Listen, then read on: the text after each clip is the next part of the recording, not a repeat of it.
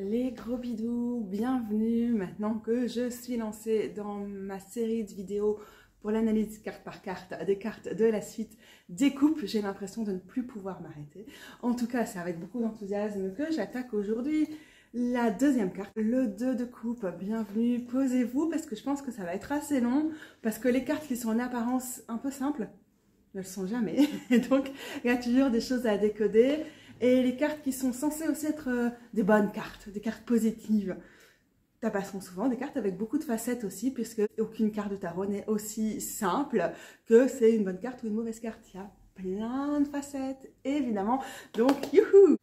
Juste une petite parenthèse pour dire que je suis particulièrement insatisfaite et de la lumière et du cadre, mais bon, voilà, c'est l'hiver, donc on fait avec.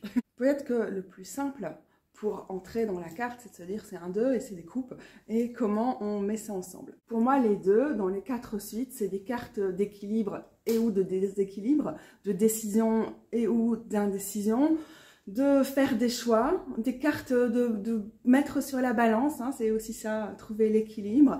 C'est aussi des cartes de seuil, parce qu'on essaie d'activer la petite étincelle qui nous était proposée avec les As. Donc si on les aborde plus sous cet angle de la numérologie, on est sur le seuil de quelque chose et on a aussi cette idée de d'où vient-on, où va-t-on et comment on est dans le présent avec tous les possibles qui viennent avec le reste de la suite et tout le potentiel qui était là avec les As et aussi certainement parce qu'on n'est jamais dans une suite seule avec tous nos bagages et tout ce qu'on ramène à ce moment précis. Ça, c'est pour les 2. Après, avec les 3, l'expansion, la croissance, l'augmentation. On retient ça avec les 2.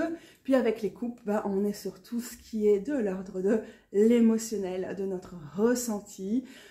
En partie aussi du relationnel. Et cette carte-ci, elle est en tout cas indéniablement relationnelle, hein, parce qu'on est vraiment sur cette question des 2, avec comment on interagit, comment on connecte, comment on partage, comment on ouvre avec la personne qui est en face. Donc là, le 2, rencontrant le domaine émotionnel, pour le coup, le 2 est clairement une carte de relation dans le domaine des coupes.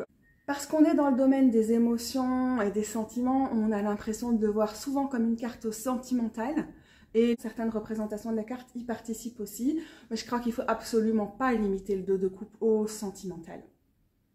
D'autant que les coupes, c'est aussi le domaine de l'intuition, de la spiritualité, blablabla. Donc il y a plein de choses qui peuvent être évoquées avec le 2 de coupe et qu'on va voir tout de suite.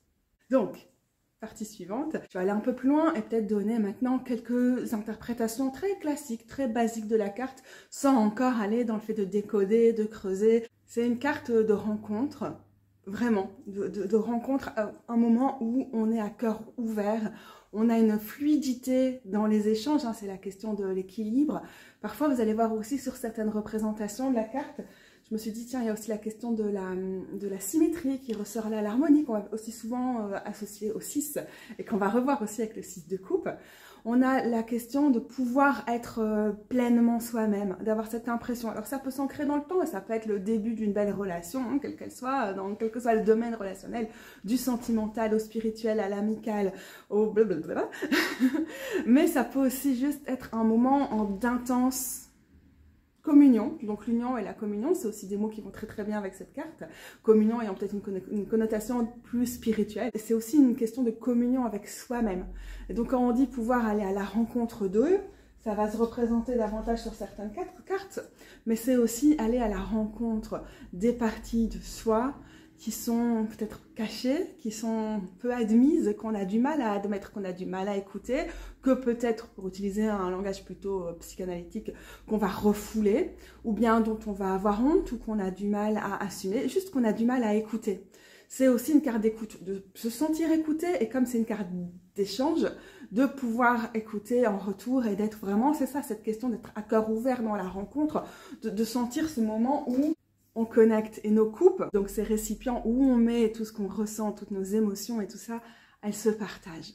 Il y a de la fluidité, il y a du flow dans comment ça se rencontre avec quelqu'un d'autre. C'est quelque chose parfois très très difficile à expliquer, mais c'est ce moment de rencontre, oui, fluide, où le flow est là et où ça nourrit toutes les 2 personnes. Et alors là, je parle de façon humaine, parce que c'est certainement plus facile ici de faire comprendre l'idée, mais on va rentrer dans tout le domaine non humain aussi, que ce soit avec les animaux ou avec les esprits, avec les entités, plus loin dans la vidéo d'office. Et si les deux, c'est la carte des choix, et que la coupe, c'est la suite du cœur, alors c'est aussi faire le choix du cœur. C'est aussi se laisser guider par nos émotions, par notre intuition aussi parfois. Et on sait, parfois on se plante, on fait des mauvais choix, mais c'est d'aller dans la version certainement la plus pure et la moins méfiante de notre intuition, un peu à la manière du page de coupe qu'on a déjà vu et qu'on reverra dans des vidéos sur les figures. Et oui, d'avoir cette espèce de candeur, de capacité à l'émerveillement et d'accepter l'échange. Ne pas avoir cette magie, ce côté un peu cucu des premiers moments de la relation et de la rencontre. Mais bien sûr, il y a aussi tous les trucs qui sont plus compliqués de ces rencontres, de ces relations, de ces moments d'échange, de partage, voire parfois d'union et de fusion qui sont tellement intenses qu'il faut aussi pouvoir dissocier notre part de fantasme de ce qui est vraiment dans le fluide, dans la connexion, dans l'échange et tout, et puis pouvoir aussi, parce que ce sont des relations qui sont signifiantes, que ce soit parce qu'elles ont une importance à un point donné ou parce que ce sont des relations importantes dans le temps, on est amené du coup à se poser aussi la question des compromis, de l'interdépendance, etc. Et tout ça, vraiment, on verra après dans la vidéo. Et voilà, on est parti pour expliciter tout ça davantage avec les cartes devant nous. Je pense que ce sera plus simple et plus sympa. N'oubliez pas que vous pouvez trouver en dessous les noms de tous les tarots que je montre. Vous avez sûrement constaté que je ne me prête pas à l'exercice pour toutes les vidéos du tarot, carte par carte, d'aller comparer ce que différents jeux nous apportent comme angle sur la carte, comme piste d'interprétation. Mais pour des cartes comme celle-là, qui peuvent paraître peut-être simples et sur lesquelles on a moins de facilité à aller chercher toutes les couches de compréhension. Je trouve ça très très chouette d'aller voir ce que différents artistes nous ramènent sur cette carte-là pour justement aller creuser certaines de ces facettes. Moi, comment j'interprète ça, du coup, déjà, ce que je vais tirer comme carte en fonction du jeu va beaucoup influencer mon tirage et ce que je vais retirer de la carte ce jour-là. Au jour précis où je vais la tirer ou dans un tirage particulier, mais aussi évidemment si à un moment je tire une carte du 2 de coupe qui va moins, par exemple ici on va plutôt voir le relationnel, mais que en tête, j'ai dans ma tête évidemment d'autres aspects de cette carte qu'on va plus voir sur d'autres représentations, ça ce sera toujours présent quand même dans un coin de ma tête. Donc c'est toujours un mix finalement entre ce que les représentations mettent en avant sur chacune des cartes et puis tout l'éventail des interprétations que moi je peux avoir en tête et puis aussi qui vont émaner en fonction du contexte des autres cartes puisque on n'a jamais épuisé les facettes d'une carte quand on continue toujours d'explorer et quand on pratique un tarot intuitif, en particulier quand on tire les cartes pour d'autres, on se laisse souvent sortir des sentiers battus de ce qu'est censé être une carte. Ok, je pense que je vais aller vers les cartes là qui mettent explicitement en avant le fait de pouvoir communiquer, de pouvoir accepter, de pouvoir rencontrer, de pouvoir être à l'écoute de certaines parties de soi-même et qui vont vraiment lire la carte au niveau intrapersonnel. Je crois que pour toutes les cartes de tarot, de toute façon, on a cette possibilité de la lire au niveau intrapersonnel, au niveau interpersonnel et à plein d'autres niveaux. Mais c'est quelque chose qui est vraiment très très intéressant dans cette carte-ci. Vous constaterez que souvent, sur les cartes du 2 de coupe, les coupes sont bien pleines. Déjà, ça fait référence aussi au fait d'être bien nourri, d'être dans une dynamique qui, au niveau émotionnel, au niveau intuitif, au niveau spirituel, au niveau relationnel, est épanouissant, nous fait du bien. Et voilà, dans ce cas-là, ça nourrit des différentes parties de nous-mêmes. Ici, on a l'impression de peut-être quelque chose qui peut aussi évoquer le 6 de coupe, d'aller chercher des parties de nous-mêmes qui sont moins affirmées, donc peut-être qui sont aussi oubliées dans notre mémoire traumatique, dans notre passé, et d'aller faire la paix avec elles, d'aller à leur rencontre et d'aller les rassurer. Ça peut aussi faire référence, si c'est le genre de choses que vous utilisez dans votre spiritualité ou dans votre parcours à la question de l'enfant intérieur. Il y a quelque chose qui est présent dans toutes les coupes, c'est aussi la question du soin. Et là, on a vraiment quelque chose de très doux dans le fait d'aller vers soi-même et de se prendre dans les bras et de s'occuper de soi, de prendre soin de soi, de veiller sur soi. C'est rigolo parce que du coup, on a souvent une insistance dans ces cartes sur la communication entre les deux coupes qui sont souvent pleines. Mais là, on a justement des couples qui semblent être dans le dos des personnes. Je ne sais pas très bien ce que ça peut vouloir dire, mais j'aime bien le côté aussi physique qui est mis en avant dans cette carte, qui peut faire référence au pentacle, mais qui me fait penser aussi à tous les rituels qu'on met en place pour prendre soin de soi, pour nous accompagner dans les moments où on va chercher les parties de nous les moins visibles, les moins assumées, les plus refoulées. Et du coup, on n'est plus juste dans quelque chose, dans un exercice qui serait purement au niveau du ressenti, des émotions et tout, mais qui va s'accompagner de se toucher. Donc, est-ce qu'on arrive, nous, à mettre physiquement en place pour se rassurer dans ces moments-là? Ça, je trouve que c'est quelque chose qui est vraiment sympa. Et donc, c'est d'aller à tous les endroits où notre cœur fait mal aussi. On va voir ça aussi avec d'autres cartes, hein, par exemple le 4 ou le 5 de coupe. Mais là, c'est vraiment l'étreinte, quoi. C'est le côté d'embrasser ces parties de soi que je trouve touchant. Et c'est une facette de la carte qui est extrêmement mise en avant dans celle-ci, qui peut-être va en effacer d'autres. Et donc, du coup, j'apprécie ici le tarot ultraviolette par rapport au tarot du Holy Spectrum, où on a ce côté, ok, on dirait que c'est 2 fois la même personne, c'est des parts de nous, mais on a davantage de choses qui sont mises en avant dans celui-ci. Alors, c'est marrant parce que là, on a une personne qui a les yeux fermés, donc on a aussi cette impression d'aller à l'intérieur de soi, et sa coupe a les yeux ouverts. Et là, la personne a les yeux ouverts et sa coupe a les yeux fermés. Et du coup, on pourrait imaginer, c'est la partie de nous qui est, par exemple, dans le monde très actif, etc. Et l'autre qui va plus dans le monde des perceptions, du ressenti, de l'intuition. On a celle qui observe et celle qui ressent. C'est pas que c'est des choses qui sont des opposés, mais ça nous permet aussi d'observer tout ce champ-là. Et encore une fois, on a le toucher, hein, on a le soin, on a le fait aussi, on a l'impression que ces parties de nous fusionnent, hein, l'union, la communion, c'est des choses qui reviennent encore ici avec cette carte-là. Et avec le symbole de l'infini, on a aussi la possibilité de faire de la place à toutes les parties de nous-mêmes. Donc on a vraiment cette idée d'acceptation totale. Et alors, c'était rigolo parce qu'en sélectionnant les cartes tout à l'heure, sur de nombreuses cartes est ressorti ces 2 serpents enlacés, hein, ce caducé, qui sont déjà présents aussi sur la version classique du Rider-Waite-Smith. Voilà, je vous montre hein, ici. Et je me suis dit, tiens, c'est une dimension de la carte que moi, j'ai jamais pris en compte dans mes interprétations. Je pense parce que beaucoup des tarots que j'utilise, en réalité, sortent un peu de l'iconographie du Rider-Waite-Smith et donc n'ont pas ce symbole-là. J'ai trouvé ça, ceci dit, super intéressant de commencer à réfléchir là-dessus. Après tellement d'années de pratique du tarot, c'est rigolo qu'on continue encore à investiguer certains des domaines peut-être auxquels on est moins attentive.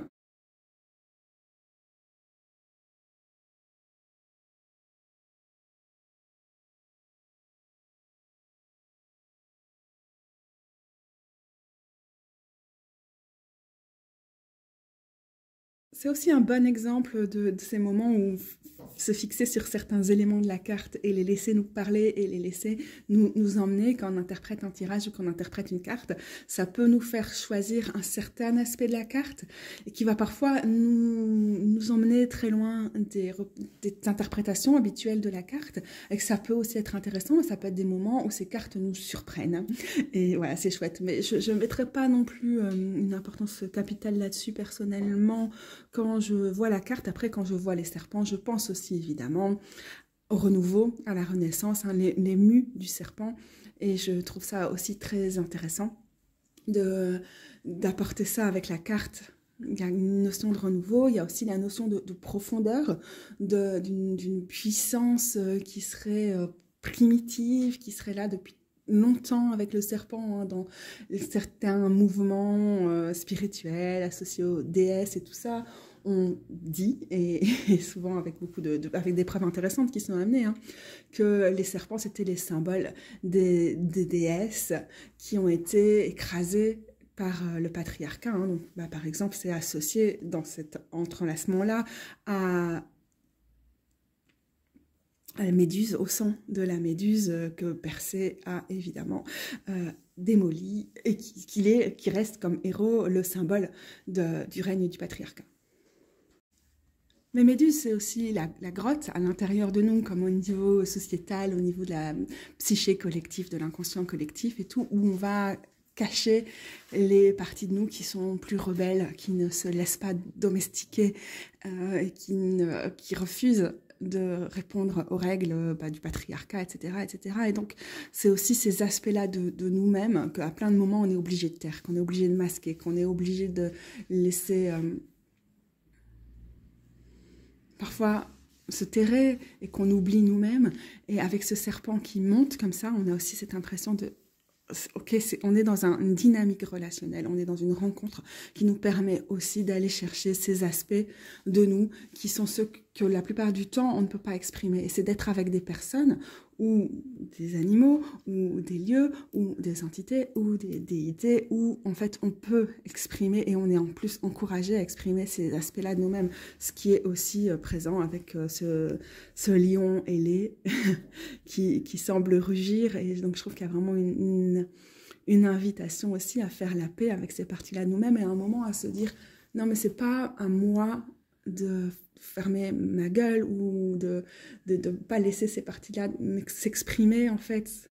Ok, je suis partie dans une piste que je ne pensais pas du tout explorer avec ces vidéos, donc on repasse à un autre élément. C'est une carte qui est associée à Vénus en Cancer, selon les correspondances astrologiques dominantes à l'heure actuelle dans le tarot et qui nous viennent de l'ordre hermétique de la Golden Dawn, que vous pouvez utiliser ou non dans vos approches du tarot. Il n'y a aucune obligation. Personnellement, je ne suis pas trop versée dans l'astrologie en ce moment. Donc, par exemple, pour la suite précédente que j'ai étudiée, c'était les bâtons. Je vous ai fait beaucoup des références astrologiques. Je vais nettement moins les ramener, je pense, en tout cas pour l'instant, dans les couples, juste parce que c'est un aspect des cartes que j'ai moins envie d'explorer pour l'instant, mais je retiens quand même de Vénus cette question de l'union, cette question de rassembler, de rapprocher, qui est le propre de cette planète en astrologie, qui est une planète qui est extrêmement interpersonnelle et qui cherche pas seulement la beauté et l'esthétique et des choses qui sont aussi importantes avec cette carte, mais là quand on la voit dans son expression ici en Cancer, qui cherche vraiment à rapprocher les gens et qui du coup va s'appuyer davantage sur nos points communs que sur ce qui nous sépare ou ce qui nous éloigne, comme on pourrait avoir si on avait une association avec Saturne ou Mars ou quoi. Non, avec Vénus, vraiment, on rapproche, on écoute, et bah, c'est la planète de l'amour. Ah bah, déjà rien que ça, c'est juste important de le noter ici. Je dois dire que comme ici avec le Next World Tarot, j'aime aussi beaucoup les versions de la carte où on est comme ça dans l'aspect relationnel, très épanouissant. Alors, on est dans une relation de personne à personne, ce qui n'est pas du tout quelque chose qui est hétéronormatif ou qui met en avant uniquement les relations monogames ou monosexuelles. Il y a de la place pour le polyamour dans le tarot, évidemment. C'est juste qu'avec le 2 de coupe, on est souvent sur des relations qui sont de personne à personne, ou entre nous et quelqu'un d'autre, hein, même si c'est pas une personne, mais voilà, la dynamique qui est ici, et parce que c'est un 2 aussi, donc on est forcément là-dedans, c'est entre une personne et une personne. Alors, ça n'exclut pas que vous soyez dans une relation, dans un troupe, ou dans une relation polyamoureuse ou autre, mais si vous avez le 2 de coupe et que vous en faites une lecture plutôt sentimentale, alors vous êtes à ce moment-là invité à vous focaliser sur comment ça fonctionne avec telle ou telle personne, mais pas en toutes les dynamiques du groupe. Ça, on va peut-être les voir davantage avec le 3 de coupe, avec le 4 de coupe, mais le 2 est vraiment sur cette dynamique à 2. C'est une carte que je tire pas mal dans ce tarot-là en ce moment. Et dans ce cas-là, c'est vrai que je vais assez facilement l'interpréter au niveau personnel et relationnel, au niveau de la relation qu'on a avec Rose. Et quand je tire cette carte-là, et qu'elle met l'accent là-dessus, plutôt sur le relationnel, elle va souvent me mettre en avant le fait de pouvoir trouver un endroit ou une configuration où on est vraiment à même d'être là l'une pour l'autre, de s'écouter, et aussi en prenant en compte les spécificités de l'une et de l'autre. Donc, comme vous savez certainement, Rose est autiste, et moi, bah, j'ai aussi toutes mes rigidités parfois au niveau relationnel et tout. Et la façon dont ça se manifeste chez Rose, les troubles du spectre autistique, c'est aussi quelque chose où c'est extrêmement difficile pour elle de comprendre l'émotionnel, ses propres émotions en particulier, et de mettre des mots dessus. Et moi, par contre, je suis insupportablement contre le fric sur le fait d'essayer d'expliquer tout le temps ce qu'on ressent et pourquoi, gna gna gna gna. Donc, ce qui va souvent mettre la relation sous pression dans un sens comme dans l'autre, parce que moi, je n'obtiens pas les réponses que j'espérerais avoir au niveau de ce qu'on ressent, gna gna gna gna, et parce que, bah, du coup, bah, je m'érose dans une situation difficile et stressante parce que je lui demande des choses qu'elle n'est de toute façon pas en mesure de m'expliquer ou de me donner. Et donc quand il y a le 2 de coupe qui vient aussi, souvent ça revient à trouver un espace-temps, c'est pas forcément sortir, mais un espace-temps où on se retrouve plus un niveau égalitaire sur comment toutes les deux on parvient à exprimer ou à ne pas exprimer, mais juste à se retrouver bien dans la relation. Parce qu'il y a plein de moments où il y a des déséquilibres, on n'est pas bien, on n'arrive pas à se comprendre, etc. etc. Et souvent, par exemple, pour moi, le 2 de coupe, c'est sortir d'un chez nous qui peut être oppressant, surtout qu'on a aussi beaucoup de problèmes avec le logement pas très salubre et tout, et de trouver un espace, une balade, une visite ou quoi, où on peut vraiment sortir de tout ce qui nous oppresse, qui nous déprime, qui fait qu'on sature, et aussi, par exemple, qu'on n'a pas de voie de sortie. Si moi, par exemple, je suis en mode super relou, genre je voudrais vraiment comprendre comment tu fonctionnes, explique-moi, gna gna gna, et que du coup je m'érose dans un état d'angoisse conséquent, parfois, quand on est chez soi, on a l'impression qu'on ne peut pas échapper à ça, qu'on ne peut pas couper court, qu'on ne peut pas faire diversion par rapport à ça. Et donc, je peux être vraiment unilatérale dans mon truc, aller loin, être stressante et tout. Et donc, c'est aussi trouver un endroit qui va être safe en extérieur, qui ne va pas être surchargeant au niveau sensoriel, hein, puisque moi, avec mon syndrome des nerfs dans l'os et Rose avec son autisme, on est assez vite surchargé. Et qui nous permet quand même d'être dans ce côté un peu idyllique de la relation, qui après 9 ans n'est pas toujours évidemment facile à trouver. Et donc quand je tire cette carte-là, je me pose la question, et on se pose la question, en tout cas je l'amène, qu'est-ce qui nous ferait du bien pour se retrouver comme ça dans cet état où on peut s'écouter d'une manière qui nous correspond et donc qui n'est pas forcément dans la parole et tout ça, même si je pense que la communication fait partie de la carte et on reviendra après, mais bon, voilà, il y a plein de façons de communiquer aussi, quoi. Et je vous prends ici l'exemple d'une relation amoureuse, mais on n'oublie pas qu'avec le 2 de coupe, on est dans n'importe quelle relation d'importance, qu'on est dans n'importe quelle relation dans laquelle on se sent bien et on a cette possibilité d'échange, d'harmonie, d'union, etc. Et que ça ne doit pas forcément être du domaine amoureux. J'en profite pour sortir la carte dans le tarot des paysages intérieurs, où on a vraiment ce lien là qui unit les personnes. C'est très joli, on a aussi l'impression d'être dans sa bulle, puis on a cette fluidité de comment on parvient à se retrouver. Et donc ça englobe la tête et ça va vers le cœur, vers le sternum, comme ça. Cette possibilité aussi d'échanger, de se connecter, de se rencontrer, avec ou sans les mots, mais d'être dans un cœur à cœur en quelque sorte. Et ça me fait penser aussi que cette carte, elle peut aussi à plein de moments nous ramener pas juste à la question de l'amour, mais aussi à la question de l'interdépendance. C'est là que je me rends compte que je fatigue un peu trop pour expliquer ce que j'aurais eu envie de dire au niveau de l'interdépendance. En tout cas, je trouve que ça nous ramène à ce qui nous unit et aussi tous les points sur lesquels on diffère, où on a besoin de l'autre, mais en même temps à toujours, parce que c'est les deux, voir où on a une notion d'équilibre. Mais un équilibre qui ne va pas forcément être dans un truc, un poids, numéro A, de X kilos équivaut à au même poids de l'autre côté, mais surtout ces endroits où on cherche l'équilibre dans la relation pour qu'elle soit juste. C'est des choses qu'on va aussi trouver évidemment dans plein d'autres cartes, mais ça peut être un des aspects du 2 de coupe. Et puisque j'en suis à des exemples sur le couple, donc vraiment, on n'ébite pas la carte à ça, mais moi, dans mon cas, en fait, j'attire souvent sur ces questions-là, et donc je trouvais que celle-ci était rigolote dans le théâtre tarot, parce que ça met en avant pour moi, dans comment je vais la voir, ces aspects initiaux, en fait, ces moments où on est dans une rencontre, petite étincelle, les petits papillons dans le ventre, et ça peut être autre chose que sentimental, mais oui, il y a quelque chose qui se crée, et on est sur le seuil de quelque chose au niveau relationnel, en fait, on a comme ça de Gwyn avec leur petit panier, avec leur coupe dans leur petit panier, donc ça me fait penser à un pique-nique. Et en fait, notre premier encart avec Rose, c'était un pique-nique. J'étais allée la rejoindre à Lille, où elle habitait à l'époque, et elle m'avait préparé plein de trucs. C'était vraiment un pique-nique trop de rêve dans un parc. Elle avait fait des cookies, elle les avait décorés, elle m'avait ramené un bouquet de fausses fleurs qu'elle avait acheté au marché de Oisem. Enfin, tout était vraiment dans ce genre de choses idylliques, et parfois, oui, c'est too much. Ce truc qui justement empêche la connexion, et parfois c'est quelque chose qui fait que 9 ans plus tard, enfin 8 ans et demi là cette semaine, on est encore voilà, on était vraiment dans le début de quelque chose qui n'était pas du tout anecdotique, quoi. Quand je vois ça, ça me fait penser aussi à ces premiers encarts où on a presque cette question presque, hein. Peut-être pas exagéré, mais d'amour au premier regard, on s'était déjà vu avant. Comment on dit en français? De coup de cœur, de coup de foudre, quoi, ce truc de waouh.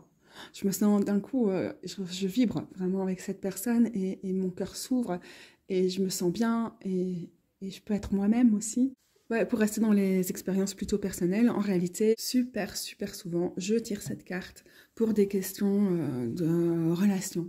Avec un lieu, avec l'esprit du lieu, avec une déesse ou un dieu avec laquelle j'essaie d'être dans une relation dévotionnelle, etc. Et ça remet à chaque fois le truc d'être à cœur ouvert, de pouvoir faire du temps, dégager du temps pour sa pratique dévotionnelle. On peut avoir la notion de prière, on peut avoir la notion de rituel, on peut aussi avoir la notion d'un hôtel ou d'un endroit dans la nature, un lieu de culte historique ou juste un lieu de pèlerinage pour soi, où on peut vraiment se sentir cette proximité, ou une pratique du genre, l'écriture automatique, dans mon cas, ça va être assez présent, mais ça peut être d'autres choses pour vous. Donc toutes ces pratiques, tous ces moments, toutes ces choses qu'on sait, qu'on peut mettre en place pour être proche des déités avec lesquelles on relationne. Dans mon cas, puisque ça m'arrive d'avoir ce genre de pratique, mais je ne suis pas en train de faire du prosélytisme, ça peut être plein d'autres choses pour plein d'autres personnes, et la dévotion, la spiritualité, ou cette idée de connexion, ça peut prendre plein de dimensions différentes, plein de visages selon les personnes, mais je dois dire que pour moi, c'est extrêmement courant. Et pour revenir à cette question, c'est des relations qui sont importantes, c'est des relations dans lesquelles on se sent accepté et on sent qu'on peut être soi-même. Évidemment, ça peut être pour plein de personnes, on peut ressentir ça avec, par exemple, un chat. Mais voilà, aussi un lieu où on se sent particulièrement à l'aise, évidemment des amis, des proches au niveau familial éventuellement, tout ce genre de choses, et complètement dans le spectre de ce que peut représenter cette carte. Enfin, pour moi, c'est vraiment une carte aussi, au point de vue mystique, au point de vue spirituel, très forte dans le sens où c'est le moment où on a des grands ressentis, où vraiment qu'on ressent, et ça peut être de l'amour, mais ça peut aussi être quelque chose d'ordre d'un truc mystique, comme ça, un peu fort. C'est puissant, en fait, c'est puissant, c'est fort, c'est intense, et on se sent aussi soutenu, on se sent... Voilà, et on soutient en échange. Je vous ai donné des exemples personnels plutôt épanouissants, plutôt sympas. Et en même temps, je pense qu'il y a plein de moments, donc je peux imaginer en tout cas, qu'il y a plein de moments où on tire cette carte et en fait, c'est l'exemple typique d'une bonne carte du tarot, une carte qu'on voit comme une bonne carte. En fait, elle est hyper déprimante. Parce qu'on se dit, moi en particulier les gens qui cherchent une relation amoureuse ou quoi, et qui ne l'ont pas dans leur vie à ce moment-là, se disent, voilà, c'est tout ce que j'ai pas, c'est horrible, je me sens pas bien et tout. Mais ça peut aussi faire des échos par rapport à notre sentiment de solitude, et à notre solitude effective aussi, hein, au niveau amical, tous ces moments où on se dit, j'ai pas une relation, je peux être à cœur ouvert. Depuis que je fais le tarot, je pense que j'ai pas souvent ressenti ça par rapport à cette carte, mais je peux imaginer à plein de moments dans ma vie où j'étais ultra seule avant de pratiquer du tarot, où j'aurais tiré cette carte et j'aurais été en rage, mais vraiment en rage, parce qu'elle m'aurait tellement activée dans mon sentiment de solitude et d'être incomprise et de pouvoir vraiment être moi-même avec personne et tout. Enfin, j'ai vraiment beaucoup souffert de ce côté-là. Et je pense qu'elle aurait été difficile. C'est vraiment l'exemple typique de, voilà, tu tires une carte qui est censée être une bonne carte, une carte positive et tout, et tu la vois et c'est genre, tu te sens juste ultra seule quand tu vois ça, quoi. Mais je pense néanmoins que c'est pas du tout... que je peux comprendre en fait pourquoi on ressentirait ça en voyant cette carte, mais qu'on est là assez loin du message de la carte, parce que je pense que cette carte ne nous connecte pas du tout à ce qui n'est pas là. Je pense qu'elle nous connecte à ce qui est là, et qu'elle met en avant, voilà, quelles sont les relations, les rencontres qui sont là, qui sont à ta portée, qui sont juste à côté, et pas « Oh, tu vas rencontrer l'âme sœur » ou « L'âme sœur est au tournant » ou « Tu n'as pas rencontré l'âme sœur » ou des trucs comme ça, mais qu'elle nous invite vraiment à nous dire à tous ces moments où, en fait, à faire référence à tous ces moments où ça circule, où on boit à la coupe de l'autre, où voilà, on se sent vraiment dans cette fluidité au niveau émotionnel, et il y a forcément des endroits dans ta vie où tu trouves ça. Et ça ne doit pas forcément être le sentimental. Et je peux comprendre qu'il y a des gens qui cherchent ça au niveau sentimental. C'est pas une critique de ce côté-là. Mais je pense que quand on tire cette carte-là, elle fait quasiment jamais référence à ce qu'on voudrait mais qui n'est pas là et que du coup, on doit se sentir mal parce que c'est pas là. Et que quand on la tire et que ça éveille ça, l'enjeu est de, plutôt que focaliser, même c'est pas toujours facile sur ce qui n'est pas là, mais de trouver tous ces endroits où ça circule, où c'est là, où il y a cette fluidité au niveau relationnel et qui nous fait du bien, et les endroits où on peut aller le chercher si on l'a pas là maintenant tout de suite, voilà, à qui tu peux passer un coup de fil pour aller boire un verre par exemple. Et quand je réfléchissais à ça en préparant la vidéo, je réfléchissais au lien avec les autres deux, sur ce qui est là, maintenant, tout de suite, et le lien avec possiblement l'avenir ou le passé et tout. Bon, c'était un peu compliqué, je pense que ça va devenir un peu long, mais je crois que le 2 de Pentacle, c'est vraiment qu'est-ce qu'on fait, comment on jongle, comment on combine, comment on trouve l'équilibre avec ce qui est vraiment là. Le 2 de bâton, ça fait référence à aussi ça, hein, parce qu'on est vraiment sur un truc interstitiel. Alors, c'est qu'est-ce qu'on a déjà parcouru et quelles étaient nos options, etc. Qu'est-ce qu'on a acquis comme compétences, comme envie, etc. Vers quoi on voudrait aller. Et en même temps, on est là sur cette zone entre les deux de oui, mais ok, mais maintenant, tout de suite, de quoi j'ai envie et de quoi je dois peut-être me débarrasser pour pouvoir avancer et pour pouvoir mieux me projeter. Et quelles sont mes options. Donc, bon, là, on est dans le présent, mais en étant fort capable de regarder en arrière et en partie aussi en avant. Et avec le 2 d'épée, ça relève fort, avec cette carte-là, c'est difficile d'être dans le présent. Et en même temps, c'est quand même une carte qui nous demande beaucoup de l'être. Parce que, en fait, on a du mal à être dans le présent parce qu'on focalise parfois sur les mauvaises voies, sur les mauvaises interprétations, et on a l'impression d'être dans une impasse, ou bien on a l'impression d'avoir une route toute tracée, mais en fait, finalement, on a un bandage sur les yeux et on ne voit pas exactement avec les œillères où on va réellement, et ça nous invite à être dans le présent pour écouter la part de mystère, la part de ce qu'on ne sait pas, ou peut-être faire de la place pour la petite voix de notre intuition, représentée ici par l'eau derrière, et faire place aussi à l'inconnu qui émane de cet entre-deux, et que peut-être on peut entendre les petites voix de ce qui est là, mais qui est souvent contrainte, effacée par tout le bruit de notre cerveau, qui nous fait voir ou qui se concentre sur des solutions qui ne sont en réalité pas, ou quelque chose comme ça. Et alors, du coup, une autre chose à laquelle j'ai pensé en regardant ici ces cartes, je me suis dit, oh, j'aime bien quand il y a vraiment la mer derrière les personnages dans le 2 de coupe, la mer ou un fleuve. Bon, je vais garder celle-là parce que pour l'instant j'en vois pas d'autres. Voilà, ici par exemple, parce que je trouve que ça fait bien le lien avec les autres cartes. Alors évidemment là, la présence de l'eau est évidente parce qu'on est dans le domaine des coupes, mais en fait la présence de l'eau est là dans beaucoup de jeux sur l'ensemble des deux. Ce qui fait aussi référence au fait de suivre son intuition, au fait d'être parfois un peu dans l'indécision, de vouloir y voir clair mais d'avoir du mal à le faire. Mais donc par exemple, on a là ici la présence de l'eau avec le 2 de bâton, ici avec le 2 de pentacle et là avec le 2 d'épée. Moi, je vais peut-être pas revenir sur la symbolique, mais juste pour dire que j'aime bien quand l'eau est comme ça distinctement présente sur le 2 de coupe parce que ça rappelle la présence de l'intuition. Mais bon, on va pas rentrer dans les détails ici. J'aime bien quand il y a vraiment les coupes, et là ça part du niveau du cœur, et alors on a l'impression qu'on verse nos cœurs l'un dans l'autre comme ça, et que ça se mélange, et j'adore ces représentations-là. Ça fait aussi référence à toute la notion de la fluidité, et du mouvement, et de l'aisance relationnelle qui finalement vient dans les moments où cette carte est présente. Et alors pour moi, avec le rouge dans cette carte-ci, qui fait aussi référence à la passion et au cœur et tout, mais moi c'est une carte que je tire super souvent quand j'ai mes règles. Je veux pas faire de généralité sur le fait d'avoir ces règles, et certainement pas dans une perspective si sexiste, mais pour moi en tout cas, quand je la tire dans ces moments-là, par rapport au fait que dans mon cas, ma période prémenstruelle est souvent très difficile au niveau physique, au niveau de l'inflammation, mais aussi au niveau du moral, horrible.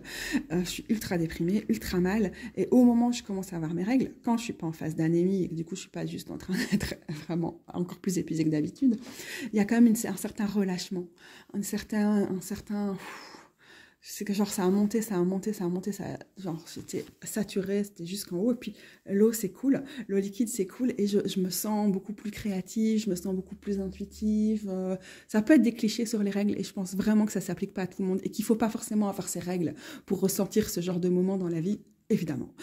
Dans mon cas, parce que je vous donne aussi des expériences personnelles ici, il y a vraiment de ça, d'un coup, je me retrouve le contact avec mon intuition, avec moi-même, mais avec moi-même qui n'est pas en train d'être dans ma tête et de me sentir ultra mal et tout.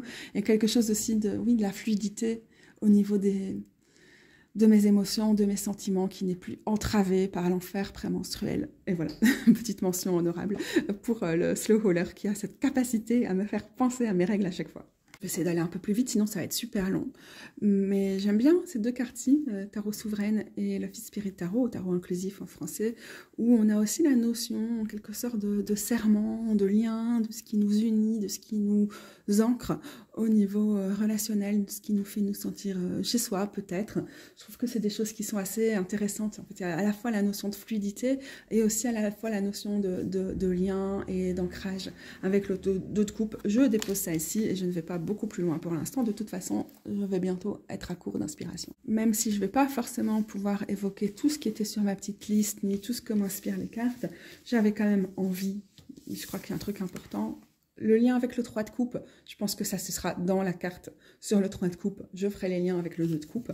Par contre, c'était aussi important pour moi de revenir sur la notion du lien avec l'amoureux, amoureuse, parce que c'est des cartes qui, sur certains points, vont se croiser et vont une espèce de diagramme de Venn qui est assez, les zones où elles se croisent sont quand même assez importantes, et donc c'est important aussi d'en parler, hein, ne serait-ce que parce qu'on a aussi déjà cet écho de l'ange qui est ici, et ici du lion ailé. Je pense que ça, pour moi, c'est beaucoup la question de la communication qui est mise en avant là, et le côté de ces moments où le relationnel, où la rencontre est tellement magique que ça paraît presque surnaturel, ou forcément que ça a une grande importance. Voilà, je dirais ça pour l'instant, mais aussi, qu'est-ce qu'on peut dire concrètement sur ces cartes? Elles se ressemblent énormément. Qu'est-ce qui les différencie?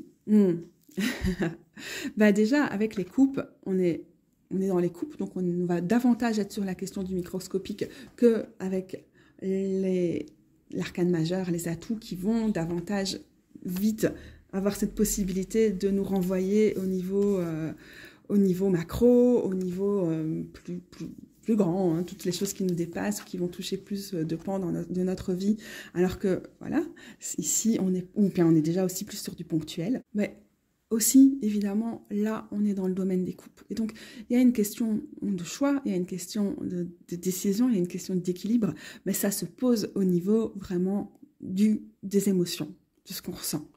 Tandis qu'avec, ici, notre carte des amoureux, amoureuses, au pluriel ou au singulier, peu importe le type de tarot que vous avez, on a quand même davantage, et on est dans une carte des Gémeaux, donc c'est bien le cas, la question du choix au niveau aussi intellectuel. Au niveau, on a toute la symbolique des arbres du savoir, du serpent, qui est sur les deux cartes, mais qui là symbolise définitivement la question de la connaissance, enfin pas que, mais voilà. Et donc là, on va vraiment avoir cette question de consciemment poser un choix, s'émanciper, s'éloigner des carcans, des emprises au niveau intellectuel, assumer ses choix et tout. Et ça peut avoir des manifestations au niveau de l'amour de soi, de l'amour des autres, du domaine amoureux, mais c'est l'amour par choix plus intellectuel que ici on est dans l'ordre vraiment tip-top des coupes. Mais c'est vrai qu'il y a des mots-clés qui se rejoignent et que c'est au niveau des applications et de la portée de la carte qu'elles vont surtout se différencier. Et du coup, je ne trouve pas qu'elles sont répétitives dans le tarot. Je trouve qu'elles apportent toutes les deux, même en ayant des domaines d'action, d'utilisation communs, elles apportent des nuances très très différentes sur cette question du choix, de l'amour, de l'équilibre, etc. Et on le voit à chaque fois sur ces cartes, avec aussi le fait que la coupe est au niveau du cœur, tandis qu'ici, on a des personnes qui se regardent, ou qui regardent la messagère, peut-être le signe du Gémeaux, et qui réfléchissent à ce qu'elles vont faire. Et il y a assez peu de réflexion, finalement. Avec le 2 de coupe, il y a la question de la rencontre. Bon, je me trouve pas forcément très claire là à ce stade-ci de la vidéo. Et je sais pas depuis combien de temps je suis en train de filmer, mais j'ai l'impression qu'elle est déjà très très longue. Donc je pense que c'est juste le moment d'arrêter le blabla et de vous dire merci de m'avoir suivi. N'hésitez pas à aller sur mon blog pour voir dans la cartographie du tarot et tout ça, tous les textes que j'ai déjà pu écrire sur cette carte. Je mettrai les liens en dessous. Il me reste à vous dire rendez-vous à la prochaine vidéo pour parler du 3 de coupe. En tout cas, la prochaine vidéo de cette série.